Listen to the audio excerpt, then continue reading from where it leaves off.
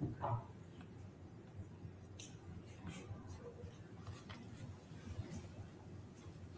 good morning, everyone. My name is Charlie Lam, and today I'm very glad to present my talk on outdoor environmental quality assessment using a multisensory approach and thermal walk experiments in southern China. So I'll start with the take-home message. The first one, I'll look at the impact of urban morphology on outdoor thermal comfort in both old and new urban blocks in southern China. And second, I'll discuss the importance of multisensory interactions and how it might mean for climate change adaptation in cities. I'll start with the concept of exposum, which refers to the cumulative influence of outdoor environment exposures and personal behaviors on the biological responses. And this exposure not only come from indoor, but in outdoor environment, besides heat, we are also exposed to other factors such as air pollutants, noise, and acoustic, or air quality and lighting environments. So this presents a framework to understand how we're exposed to different factors when we walk in the streets. Past studies have looked at the impact of, let's say, visual, air quality, or acoustic individually on the respective comfort levels. But the interaction between them and the cross-modal effects between visual air quality and acoustic on thermal comfort is less understood and presents some controversy in the literature. And in order to address this gap, my study aims to understand how these different factors influence thermal perception in the cities using a thermal walk and multisensory approach. And I work with the Guangzhou local government to better understand this issue, choosing 3 different sites with different urban morphologies, as you can see here. And Guangzhou is located in the southwest China, and to understand how this might impact in different parts of the city. If we look at these different sites, which represent different urban morphologies, Yongqing represent a typical urban renewable sites in the old town, whereas the North City represent new urban developments. Haizhu Wetland Park, on the other hand, represents a typical urban blue-green space, and this has been recently published in the Building Environment. This shows a typical bird-eye view of the renewable sites in Yongqing in Guangzhou. And basically, we work with the local government to understand how these urban renewable projects improve the thermal environments in the light of climate change. And we have looked at different design. For example, we brought a group of students out to do an exercise on different parts of the cities, such as arcade, which have lift-up design. We also look at different types of artificial shading where trees are not possible, look at vegetation shade in parks, as well as the misting system in the cities to improve evaporative cooling. And we developed a backpack with different sensors on it, with Castro sensors to look at temperature, humidity, wind speed, and globe temperature to calculate PET.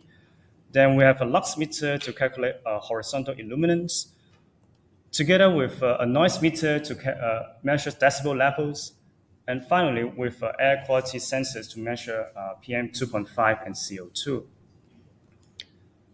So we start with the first part of the message, the impact of urban morphology on the thermal comfort in both old and new urban districts.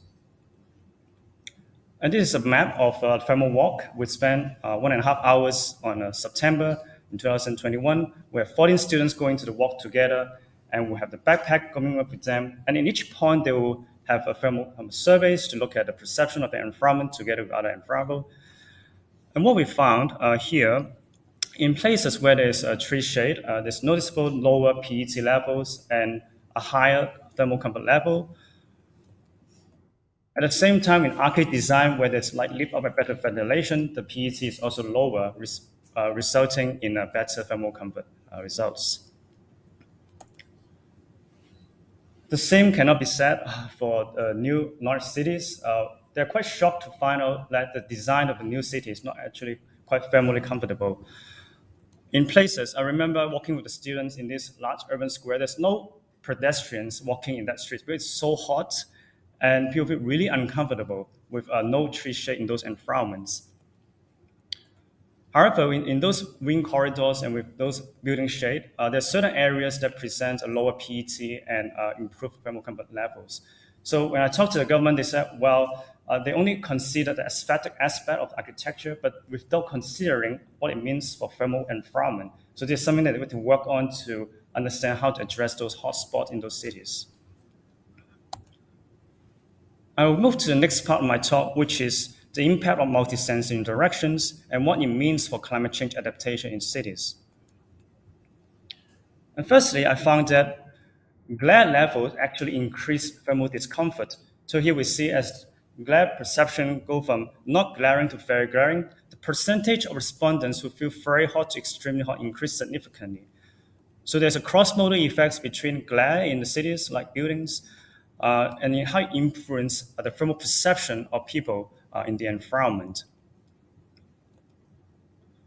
As we have seen in others' presentation session, I also found that noise and annoyance influence the perception of thermal comfort. Here we see that when people change from not annoying with the noise they're exposed to very annoying with the noise, the percentage of people who feel very hot increase as well. So it shows that noise from traffic, from construction, really impacts how people feel about the thermal environment. Apart from visual and acoustic comfort, I also found that air quality affects thermal comfort as well. And here we see that as people's perception of the dustiness level changes from dusty to not dusty at all, very clean, the perception of feeling comfortable increases. So there's a cross-modal effect as well between air quality in the cities and the thermal perception in the environment.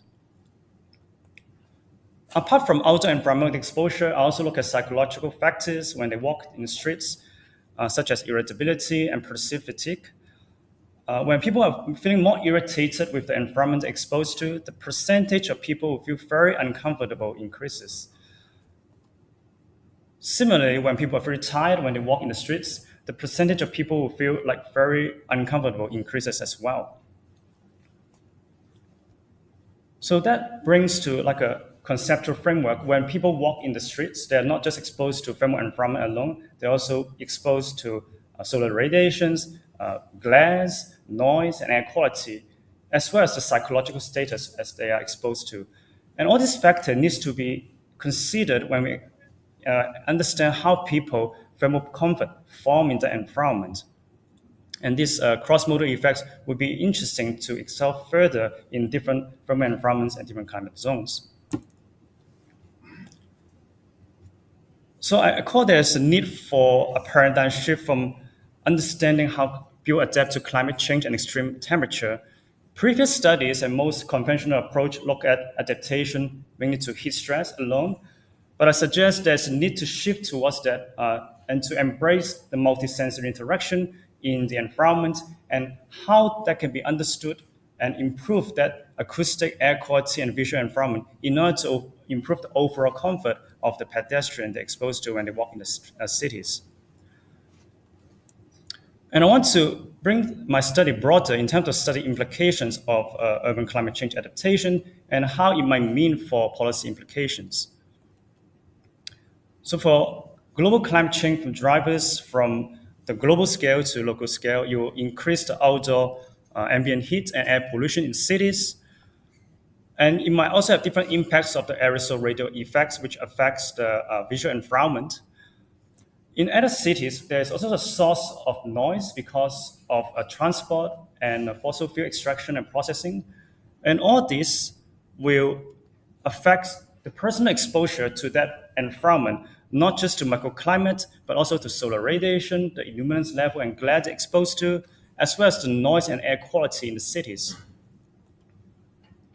And these personal exposures in the environment will change the cross-modal effects, as we have seen in this presentation, of not just thermal perception, but also visual perception, acoustic environment, as well as the air quality. And all this have an interaction of the overall comfort as they walk in the cities as well.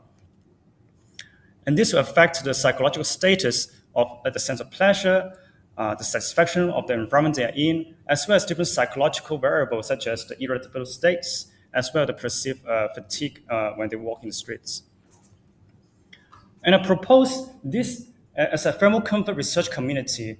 Thermal comfort can be used as early warning signals to prevent the development of more serious heat-related illnesses, such as heat-related morbidity and mortality. And you can understand the impacts of how built environment infrastructures influence different microclimate, solar radiation, visual environment, acoustic, and air quality that will help the government and urban planners to adapt their planning designs to understand how a holistic approach to improve the overall comfort as well. And they have to work with public health personnel and to address the vulnerability of critical groups in the cities and to make sure those people in those hotspots are protected, which will ultimately increase the resilience of urban populations to future climate change. So thank you very much for listening and welcome some questions. Thank you. Thank you.